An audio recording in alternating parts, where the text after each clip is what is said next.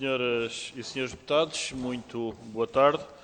Vamos dar início à nossa reunião de hoje, dia 1 de junho.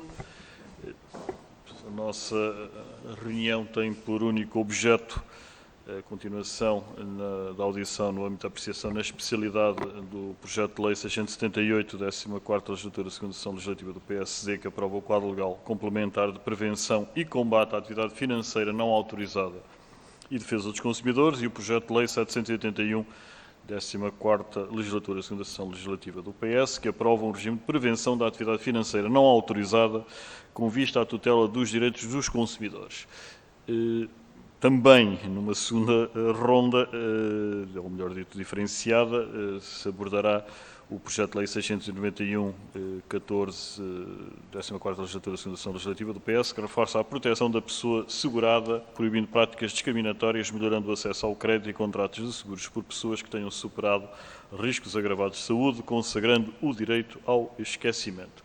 Temos o gosto de contar connosco hoje com a Associação Portuguesa para a Defesa do Consumidor, DECO, cuja disponibilidade muito agradecemos, que se encontra representada pela doutora Natália Nunes, coordenadora do Gabinete de Proteção Financeira, e o doutor Vinay Prangivan, economista do Departamento Jurídico e Económico, que pessoalmente cumprimento.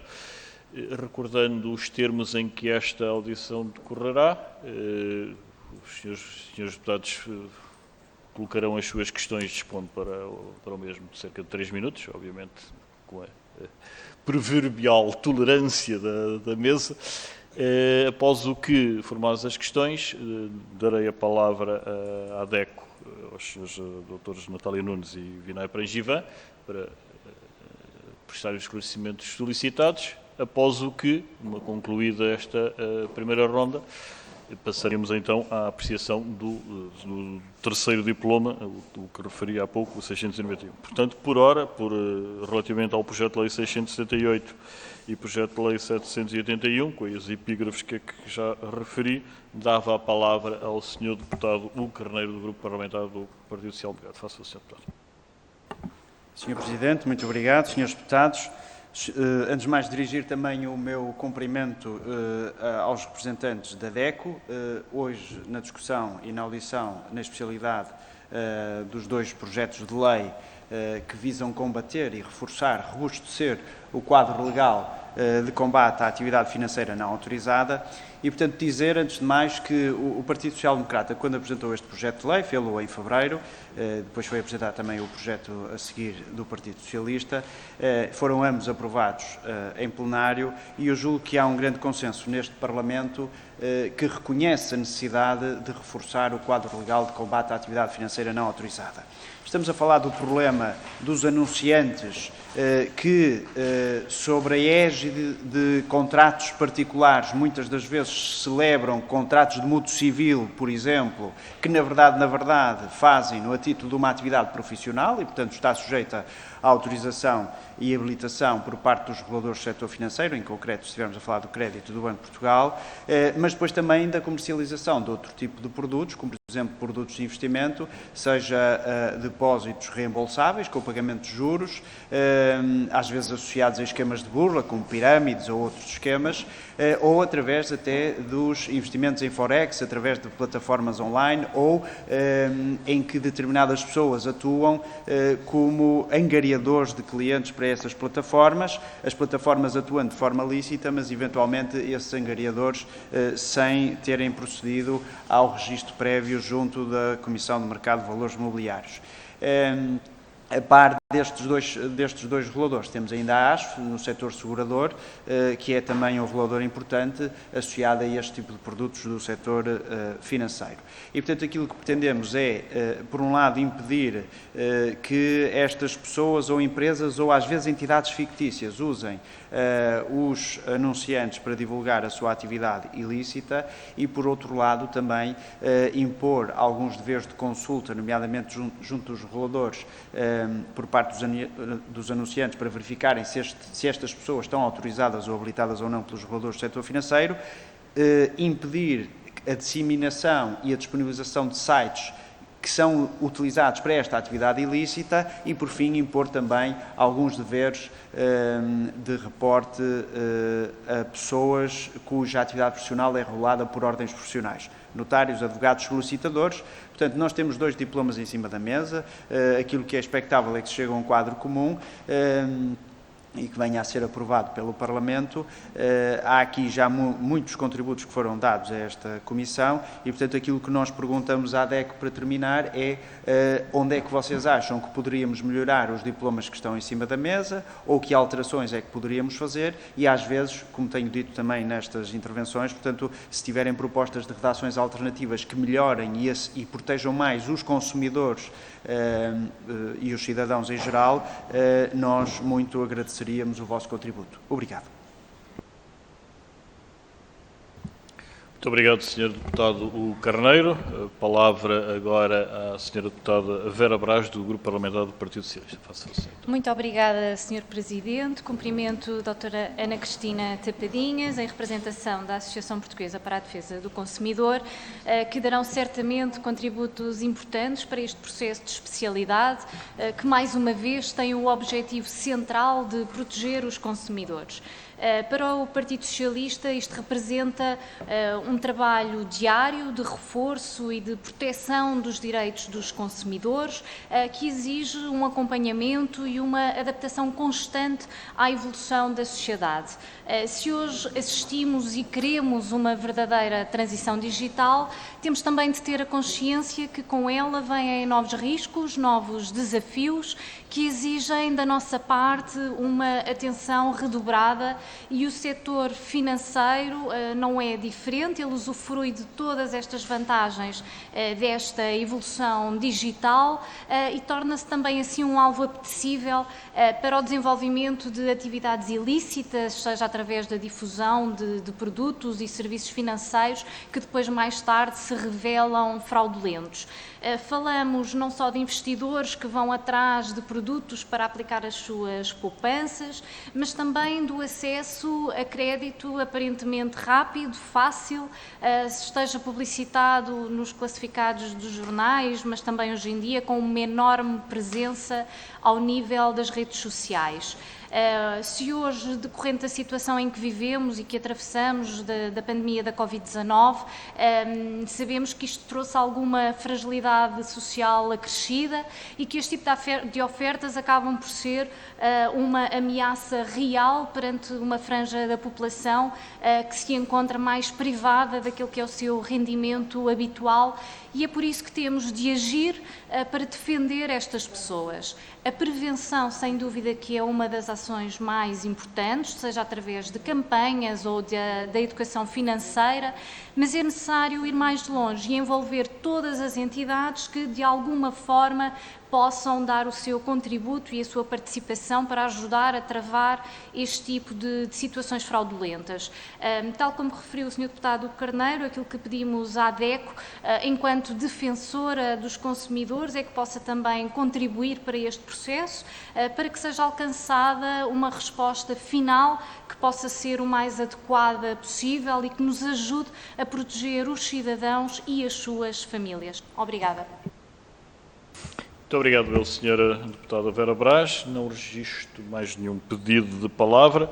Cumpre-me também esclarecer que, ao mesmo tempo que está a decorrer esta reunião, está ainda a decorrer uma Comissão Parlamentar de Inquérito, havendo sobreposição de presenças das senhoras e senhores deputados da Comissão de Orçamento e Finanças, como é público e notório, o que obsta a que possam estar presentes alguns senhores e senhores deputados, e que, aliás, deram nota da razão da sua ausência, por isso, e estou aqui a dar conhecimento do facto. Vou então passar a palavra à Associação Portuguesa para a Defesa do Consumidor. Há pouco não referi a Sra. Doutora Ana Cristina Tapadinhas, diretora-geral da DECO, os serviços não me haviam referido da possibilidade de estar presente. São constrangimentos da existência de reuniões por videoconferência, mas expressando os meus cumprimentos também à doutora Natália Nunes, uma vez mais, ao doutor Vinay Prangivan, dava a palavra à DECO para prestar os esclarecimentos solicitados em instâncias das senhoras e senhores deputados. Faço favor, a palavra é vossa. Obrigada. Em primeiro lugar, agradecer o convite para estarmos nesta audição. É para nós um motivo de orgulho estarmos aqui a debater estas questões e a apresentar aquela que é a nossa perspectiva relativamente a esta questão. Uma questão que nos é muito cara, porque, em bom rigor, nós desde o ano 2000 que andamos a alertar para a necessidade de serem criados mecanismos que evitem estas situações que agora estão aqui em cima da mesa, porque desde o ano 2000 que nós criámos o Gabinete de Apoio ao Sobreendividado, hoje Gabinete de Proteção Financeira, e logo aí, em 2000, nós verificámos que existiam no mercado entidades que não estavam autorizadas, reguladas por ninguém e que se andavam aqui a aproveitar da fragilidade dos consumidores e a lesar esses mesmos consumidores. É verdade que ao longo dos anos viemos alertando, nomeadamente o regulador, o Banco de Portugal, para a necessidade de serem adotadas aqui algumas medidas e, efetivamente, algumas dessas medidas vieram a ser adotadas com a publicação do regime relativamente aos intermediários de crédito. Mas, apesar de ser um avanço no que concerne à proteção dos consumidores nesta matéria, a verdade é que revelou que não é ainda o suficiente e que, efetivamente, é necessário criar aqui instrumentos que levem a uma maior proteção do consumidor nesta matéria, porque continuamos a ver e verificamos em 2020 e continuamos a verificar em 2021 o surgimento de entidades, de supostas entidades que estão todos os dias a lesar os consumidores, nomeadamente os consumidores mais frágeis. E se efetivamente em 2000 o suporte, digamos assim, para esta comunicação era muito a imprensa, os jornais diários, o afixar até no local das paragens do autocarro alguma informação relativamente a esta questão da concessão de crédito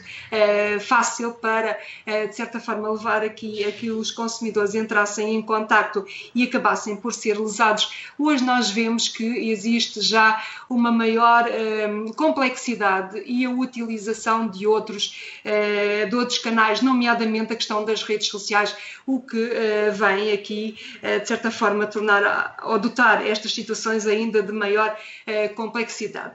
Portanto, é com agrado que nós vemos agora a apresentação destes dois diplomas, sobre os quais já tivemos a oportunidade de emitir parecer e com certeza que vamos continuar a olhar para eles e todas as sugestões que tivermos relativamente às duas propostas nós faremos chegar. E relativamente à questão que nos foi colocada em concreto, relativamente o que é que nós entendíamos que deveria ser feito para reforçar ainda mais a proteção dos consumidores, isto para além daquilo que já está presente nas propostas e que, sem dúvida nenhuma, é um grande reforço na proteção dos interesses dos consumidores, nomeadamente a obrigatoriedade de quem vai fazer a publicidade ou de alguma forma publicitar aquela atividade ou produto, de confirmar que aquela entidade está devidamente autorizada e registada no regulador. Eu diria que era fundamental apostar aqui na questão da informação do consumidor, até porque nestas matérias e no que concerne muito ao crédito e também, claro, ao investimento, nós não nos podemos esquecer que a maior parte dos consumidores que acaba por ser lesado, e pelo menos aquele que nos pedem ajuda, são em regra consumidores algo fragilizados do ponto de vista económico, que têm baixas competências de literacia financeira e mesmo digital, e daí entendermos que seria fundamental apostar aqui na informação ao consumidor. Aliás, esta é uma das críticas que nós fazemos à atual implementação, digamos assim, em termos práticos da legislação dos intermediários de crédito, porque sabemos que, de acordo com a legislação, existe a obrigatoriedade e ela está disponível no Banco de Portugal, as listagens listagens dos intermediários que estão devidamente autorizados a estar no mercado português, mas a verdade é que, em termos de acessibilidade, de leitura e até de compreensão do conteúdo para o consumidor médio, a verdade é que é de difícil compreensão, não está em local que seja de fácil acesso, e aquilo que nós entendemos é que se deveria aqui contemplar medidas que privilegiassem o acesso, mas um acesso que fosse, eu diria, quase que imediato em termos de facilidade, mas também uma linguagem e uma terminologia que fosse acessível a todos. Eu diria que isso era fundamental para que os consumidores efetivamente ficassem aqui salvaguardados e não entrassem aqui nestes engodos que muitas vezes levam à sua penalização em termos financeiros e que contribuem para o agravar das suas situações. Depois, relativamente às propostas que estão em cima da mesa, portanto, parece-nos que a questão da possibilidade das entidades reguladoras poderem vir a remover os sites ou parte da informação que está no site é uma medida que é benéfica para o consumidor e é uma medida que efetivamente contribui para que os interesses dos consumidores sejam salvaguardados. Agora, deveria ser acautelado que isso não deveria ser feito apenas relativamente a sites que estão no território, com domicílio no território português, mas a todos os sites que os consumidores em Portugal possam ter acesso. Mas eu gostaria muito de reforçar aqui a necessidade de disponibilizar ao consumidor informação sobre o que ele pode e deve fazer sempre que pretende recorrer a produtos e serviços financeiros, porque é verdade que o que está aqui em cima da mesa são propostas relativamente a combater a atividade financeira não autorizada, mas nós também devemos ter aqui a preocupação de informar e sensibilizar o consumidor para os cuidados que ele deve ter quando vai contratar com um produto ou um serviço financeiro. Vinay, não sei se queres acrescentar alguma coisa. Sim, boa tarde, muito obrigado também por parte da DECO por este convite, por esta oportunidade de partilharmos as nossas opiniões. Já agora, para esclarecer que a doutora Ana Tabadinhas não está presente, estamos só a Natália e eu. Mas agradecemos na mesma os cumprimentos à sua presença. Só para acrescentar que este é um tema que nos preocupa, como disse a Natália muito bem, e nós vemos com muita preocupação os movimentos de crescimento de atividade não autorizada. Nós fizemos um levantamento por alturas de fevereiro e vimos, por exemplo, que o Banco de Portugal, entre março do ano passado e fevereiro deste ano, tinha feito aproximadamente 60 alertas de atividade não autorizada. E a CMVM, por volta de 50 alertas de entidades não autorizadas ou alertas de atividades não autorizadas. Portanto, isto prova que a pandemia veio exponenciar este problema e é de todo muito atempadas estas duas propostas.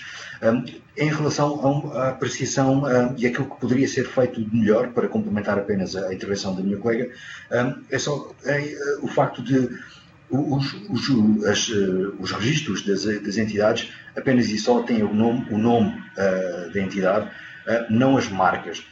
E seria muito importante que isto também fosse estendido às marcas, porque sabemos que muita da atividade apenas publicita a marca e não a denominação oficial, que é aquela que está registada, por exemplo, no Banco de Portugal ou na CMVM.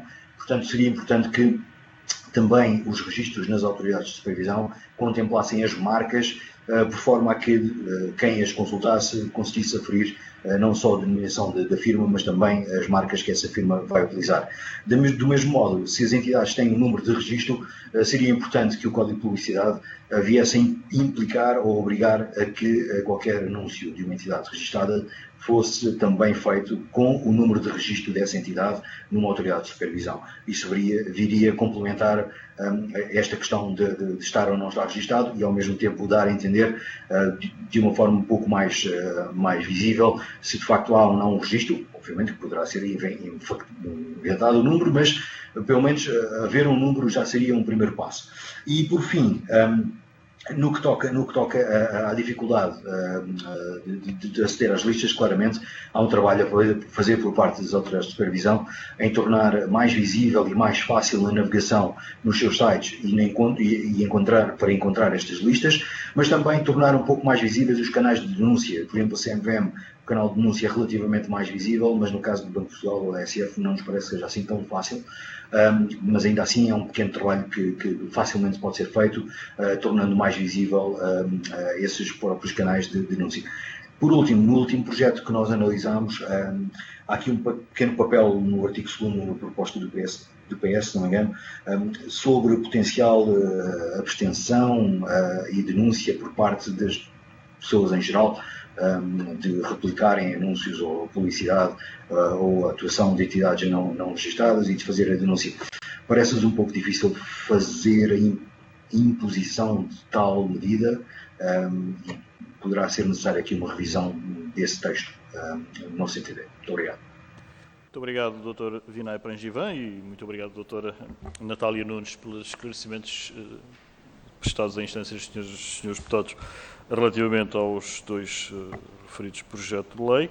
Sobre os mesmos não registro mais nenhum pedido de palavra, pelo que, como há pouco referi, passaríamos então à apreciação na especialidade, ou às questões colocadas, suscitadas pela apreciação na especialidade do projeto de lei 691 da 14ª legislatura, segunda sessão legislativa, do PS, que reforça a proteção da pessoa segurada, proibindo práticas discriminatórias, melhorando o acesso ao crédito e contratos de seguros por pessoas que tenham superado riscos agravados de saúde, consagrando o direito ao esquecimento.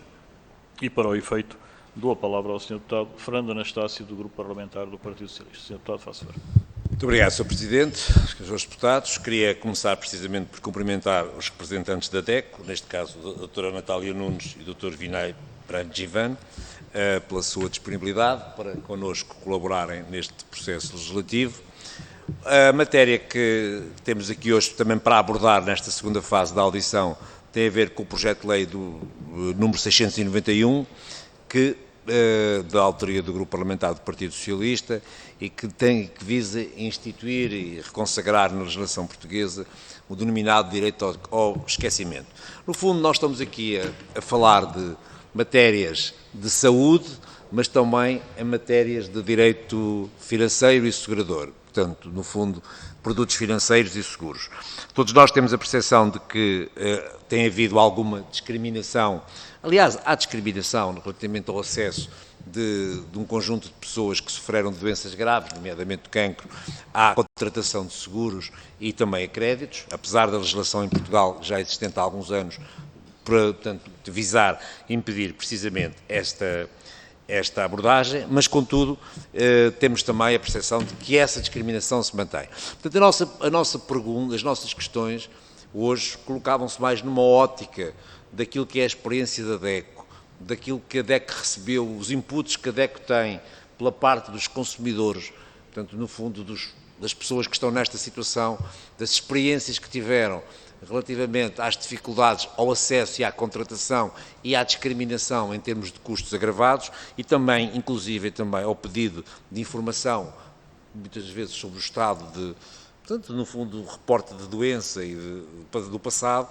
No fundo, o que é que vocês, dessa vossa experiência, nos podem ajudar e contribuir para uma melhoria que a DECO poderá contribuir nesta perspectiva? Por outro lado, uma das questões que se poderá colocar é se vamos um eventual alargamento ou não das tipologias de doença, digamos assim, que aqui estão que estão aqui referenciadas. Por isso também vos pedia se da experiência que têm nos podiam fazer chegar alguma informação da verificação desta situação, não só nos casos que estão identificados no projeto de lei em causa, mas sim se essa situação de facto é mais abrangente e, portanto, se também se encontra noutros domínios de outras doenças, de outras situações e, portanto, se há, portanto, um reporte significativo de outras dimensões do problema da doença, também no impacto que possa ter nesta contratação e nesta de serviços e produtos financeiros e na eventual consequente discriminação. E para já era isto que se me colocava da parte do Grupo Parlamentar do Partido Socialista. Muito obrigado, Sr. Presidente. Muito obrigado, Sr. Deputado Fernando Anastácio. Passava agora a palavra ao Grupo Parlamentar do Partido Social Democrata, ao Sr. Deputado Alexandre Poço. Cumprimento e a quem dou a palavra de imediato. Faça favor. Muito obrigado, Sr. Presidente, senhoras e senhores deputados. Começo naturalmente por cumprimentar os representantes da DECO e agradecer-lhes a presença nesta comissão. O Grupo Parlamentar do PSD, relativamente a este projeto de lei que visa consagrar o direito ao esquecimento, o Grupo Parlamentar é favorável à sua implementação e, por isso, entende que o Parlamento e que nós, enquanto deputados, temos de ter a capacidade de produzir legislação que visa cumprir este desidrato e assegurar que este princípio de não discriminação de antigos doentes, nomeadamente doentes oncológicos, é assegurado através de uma boa legislação. E, por isso, gostava de vos colocar algumas questões. Duas delas já foram abordadas pelo Sr. Deputado Fernando Anastácio, mas outras duas pedia também a vossa melhor opinião sobre a legislação que está aqui em discussão e que está na fase de especialidade.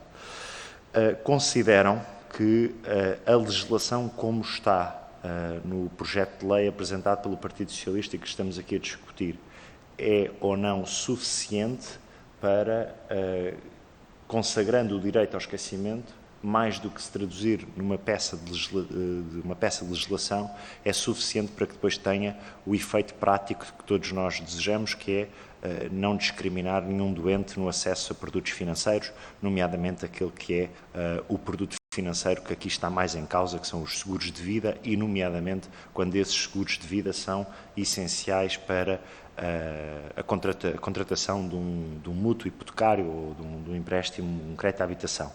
Esta era a primeira questão. Em segundo lugar, se também de acordo com a vossa experiência, e realçando também aqui a intervenção do Partido Socialista, de acordo com a vossa experiência, se tem alguma noção da dimensão, a nível de números, desta realidade. Todos nós temos esta percepção, como aqui também já foi dito, todos nós sabemos de casos ou tivemos conhecimento de situações em que pessoas nos comunicam da dificuldade que têm, quer pelo custo não suportável dos prémios dos seguros, quer até por recusas liminares na concessão de um seguro de vida, que esta situação impacta diariamente a vida de X número de pessoas. E não tendo aqui uma noção da realidade, eu gostava de saber se a DECO, com base na sua experiência, tem alguma informação que nos possa dar aqui ao nível de um número de situações que possa existir. Por outro lado, e é mais uma das questões que também já foi aqui en passant abordada pelo deputado Fernando Anastácio, que era a seguinte: sabemos que estamos nesta legislação muito preocupados com o tema dos antigos doentes oncológicos, nomeadamente na fase em que alcançaram o chamado sucesso terapêutico, mas temos também conhecimento que há outras doenças, vou destacar duas, mas não é exaustiva a lista, vou destacar duas que temos conhecimento, que são os doentes obesos, pessoas que sofrem de obesidade, e os doentes diabéticos, que também têm dificuldades no acesso a produtos financeiros que são essenciais para a sua vida e para o seu dia-a-dia. E se entendem que este direito ao esquecimento também deve ser alargado a doentes, não só antigos doentes oncológicos, mas também obesos, ex-obesos e pessoas com diabetes. E, por último, uma última questão é que cuidados da vossa experiência de contacto com o consumidor, de contacto com as instituições financeiras e na vossa experiência aqui no aconselhamento no âmbito da intermediação financeira e dos conselhos que dão aos consumidores e aos cidadãos, que cuidados deve ter o diploma para que possa garantir o propósito que abordei no início da minha intervenção.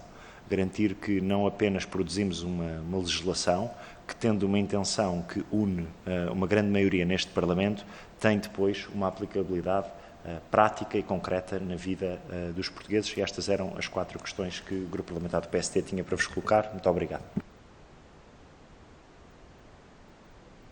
Muito obrigado, Sr. Deputado Alexandre Poço. E, novamente, o agradecimento ao Sr. Deputado Fernando Anastácio pelas questões colocadas. Dava então a palavra à Sra. Doutora Natália Nunes, da DECO, para responder às questões colocadas, agradecendo antecipadamente a sua resposta. Faça favor, Sr. Doutor. Nesta matéria, eu iria passar a palavra ao meu colega, por favor. Certíssimo. Então, a doutora Vinay Prangiva, faça favor. Ok, obrigado, Natália. Obrigado, Srs. Deputados. Bom, antes de mais, nós estamos muito favoráveis a esta proposta. É um tema para o qual já tínhamos alertado há algum tempo e na nossa resposta, em termos de parecer a esta proposta, já o tínhamos feito, indicado, dito que é um tema para o qual já há algum tempo que a DECO vem chamando a atenção para a necessidade de uma intervenção para eliminar esta discriminação que existe, e somos muito favoráveis a um caminho que possa, de facto, ir ao encontro deste conjunto de pessoas que, de facto, sente uma dificuldade no acesso aos seguros, vamos pôr assim, aos serviços financeiros em geral, mas tendo em conta a avaliação que se faz no âmbito dos seguros, quer seja no acesso ao seguro de vida, por exemplo, para depois servir como garantia ou um reforço de garantia para um crédito à habitação ou até eventualmente outro tipo de produtos financeiros, outros créditos ao consumo, por exemplo, mas também o próprio seguro de saúde em si. Portanto, não gostaríamos de limitar que isto focasse apenas e só na possibilidade de contratar um seguro de vida que serve depois de garantia para um crédito hipotecário. Consideramos que também o acesso ao seguro de saúde como um produto financeiro e um produto de grande importância no contexto atual seja também contemplado de uma forma mais direta no diploma. Eu gostava de deixar claro que nós não temos números concretos, respondendo diretamente à questão do Sr. Deputado Alexandre Poço, não temos nenhuma visão completa, podemos fazer uma indagação, podemos fazer uma investigação e, se for o caso, partilharemos convosco, mas neste momento não tenho aqui uma forma de lhe poder indicar qual é o espectro, qual é o universo de casos que possam ser aplicáveis nesta situação. No entanto, e concordamos com o que foi referido, é um tema que merece atenção porque, de facto, há muita preocupação, temos feito a nossa análise ao longo dos tempos, quer através dos estudos que fazemos no âmbito das nossas revistas, e temos acompanhado também com entidades que acompanham doentes com doença grave ou até mesmo no caso de deficiência, e portanto sabemos que é um problema. Depois também na questão da tipologia das doenças, e agora pegando na questão do Sr. Deputado Fernando Anastácio, teremos de fazer um pouco mais de estudo. Neste momento não tenho uma resposta direta para lhe dizer que tipo de doenças é que seria mais alargável. No entanto, isto já numa espécie de avaliação do diploma, parece-nos que é importante que seja feita um pouco mais de clarificação do que é que o diploma se refere, porque em alguns momentos fala apenas de doença grave e noutros momentos fala na questão da deficiência, sabendo nós, obviamente, que se pretende excluir aqui quem tenha um grau de deficiência igual ou superior a 60%, porque para isso existe um regime próprio, mas entendemos nós que deve ser clarificado que também no caso dos deficientes abaixo de 60% de grau de incapacidade, deveria ser, na verdade, enquadrável este tipo de metodologia de integração. Depois, na questão da experiência, como já disse, temos tido muita avaliação feita ao longo do tempo e é um problema para o qual já temos vindo a alertar. E em relação àquilo que seria possível melhorar, se este diploma vai ou não ao encontro daquilo que são as pretensões, entendemos que sim, que é um excelente passo nesse sentido. No entanto, há aqui pequenos pormenores que nós gostaríamos de chamar a atenção, e até no nosso parecer que enviámos já o fizemos. Por exemplo, consideramos que será importante deixar muito claro qual é a interpretação ou o que é que deve ser entendido como pessoas que tenham superado uma doença grave. Não pode ser deixado em aberto esta definição. Entendemos que essa definição deve ser feita ou pelo legislador ou pela autoridade, por exemplo, de seguros, mas não pode ser deixado em aberto para que o mercado venha a definir ou a dizer o que é que se entende por isto, sob pena de aí sim, desvirtuar as pretensões.